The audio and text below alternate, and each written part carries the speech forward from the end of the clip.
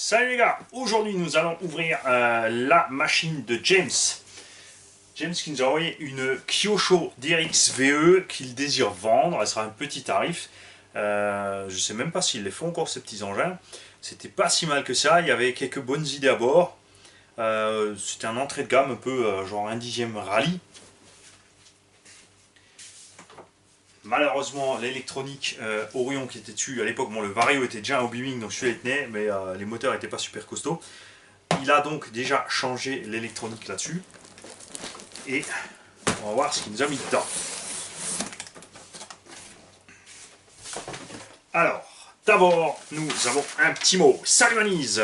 Donc, comme convenu dans le mail, je t'envoie le DRX pour vente ou échange. Donc, si quelqu'un veut l'échanger, contactez-le aussi, ça sera un problème. On verra après la révision. NIMH, petit chargeur pour ceux qui en auront besoin ou pour un jeune dans un RTR façon RC Garage. Voilà, on va donc là-dedans découvrir des NIMH de toute évidence. Alors, et un récepteur TSM en cadeau, mais qui a un bug si on peut le réparer.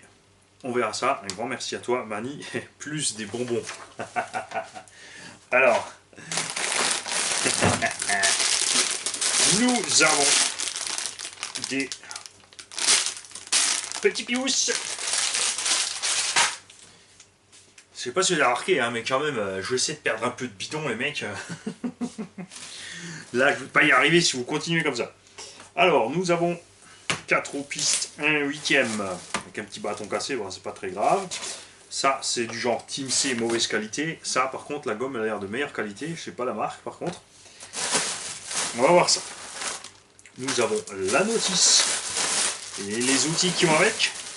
La petite Kyosho Synchro KT200. Radio simple et fonctionnelle. Tiens, d'ailleurs, on va voir si la vieille KT200 a déjà les... Ouais, c'est super. Moi, personnellement, c'est celle que je préfère chez Kyosho. Elle a les potards ici, pas pour les trims spécialement, ça, elles les ont toutes, mais on a les gaz et les freins. On peut les brider séparément immédiatement. Évidemment, le DR de la direction et le trim des gaz et des freins. Super accessible, super facile. Je suis un grand fan de cette radio. On a 4 piles qui vont avec pour mettre dans la radio. Donc ce sera un RTR de chez RTR. Et sortons la bestiole de là. Donc c'est bien la Ford Fiesta. Alors c'est pas du 1.10 en fait, c'est du 1.8. Par contre c'est une taille un peu bizarroïde. Kyosho ici nous a fait un truc à l'échelle. Le problème quand tu fais des vrais trucs à l'échelle, donc un peu...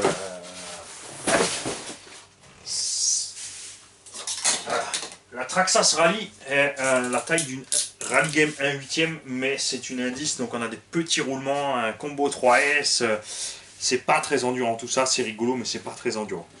On a HPI qui nous a fait donc une rallye, mais pareil, hein, une taille un peu entre, sur une base de boulettes ST Flux. Pas génial, très gourmande, en 3S ça chauffe à mort, le moteur est sous-dimensionné, 4000 kV, donc on a trop de kV, un moteur sous-dimensionné, c'est pas top. Et là, Kyosho a fait un peu entre les deux. Alors, de tous, Kyosho est ceux qui ont gardé le plus l'esprit du Scal. Problème évidemment, la taille des roues. Vous ne trouverez pas 36 000 roues pour aller dessus. Vous voyez, des roues de 1/8, c'est beaucoup trop grand. Tu es obligé de prendre une taille entre. C'est trop grand pour rouler avec les indices qui sont beaucoup plus petites. Et à la limite, ça peut passer en 1.8, mais voilà, tu auras un rapport performance-puissance qui va poser problème. Après, elle a de la gueule, c'est vraiment une bonne... la réplique est vraiment bien faite. D'ailleurs, les suspensions aussi sont très agréables. Donc là, on est plus dans l'esprit rallye que dans l'esprit piste, pas proprement dit. Il manque un petit bout d'aileron, mais c'est pas très grave. Après, à voir si ça se trouve encore. La carrosserie a morflé un peu. Je sais pas si les pièces de ce genre d'engin sont encore disponibles. Aussi, ils ont fait peut-être des mises à jour ou des nouvelles versions. On a donc un petit châssis alu là-dessous. On est un peu parti sur la base d'un shortcut C10, mais pas vraiment. Un châssis très large, inutile, donc du poids en trop. Par contre, une transmission Rikiki. On a même un cardan qui est encore en 6 pans. Avec un cardan 6 pans là-dedans. juste les boules goupillées, les machins au bout, des tout petits roulements, ça c'est vraiment rikiki. C'est le genre d'engin à pas exploiter en plus que de S maximum 3, mais pas avec trop, franchement pas avec trop de S. On a une bonne petite garde-sol, on a un pare-choc avant qui fait vraiment rallye puisqu'il est rehaussé, donc pas vraiment piste-piste, donc il y a moyen de passer quand même dans le terrain un peu plus défoncé. Faudra travailler un peu sur cette machine, il y a un peu de restauration à faire. Il faut voir si on trouve notamment encore, surtout ce qui m'inquiète le plus, c'est de trouver des roues là-dessus. Ce qui est bien, c'est que Kyosho a fait des triangles qui sont tous pareils. Tu as 4 inférieurs qui sont identiques, 4 supérieurs identiques. On a un train avant sur rotule en fait. Vous avez des fusées sur rotule. La même chose à l'arrière et des tirants à l'arrière. Avantage, c'est réglable parfaitement dans tous les sens. Et il n'y a pas besoin d'avoir 15 000 pièces en stock. On a étrangement 4 amortisseurs à la même dimension. On n'a pas les plus courts devant et les plus longs derrière. On a 4 amortisseurs de la même longueur. Ça veut dire donc qu'ils ont pris un train avant qui est égal au train arrière. La seule différence, c'est que la direction est reliée ici au châssis. On a exactement les mêmes pièces pour relier. On a ce petit cache là qui était bien pensé chez Kyosho pour éviter de projeter tout à l'intérieur de la machine. Ça c'est pas mal. La carreau par contre par rapport au châssis que j'avais bien en main là, fait assez lourd. Et on a ici un peu de matériel. Donc on a deux lipo NIMH qui sont pour ceux qui en auront besoin. On a le récepteur de la KT200 et les petits TCM que je vais donc ausculter. On a un cerveau pour aller dedans. Le Vario qui est donc rien d'autre qu'un Obi-Wing 120 A qui tient jusqu'à 3S. Celui-ci, il est fiable, il n'y a pas de souci. Je ne me souviens plus s'il était étanche, je me semble qu'ils ne sont pas étanches ceux-là. On a encore quelques petites pièces.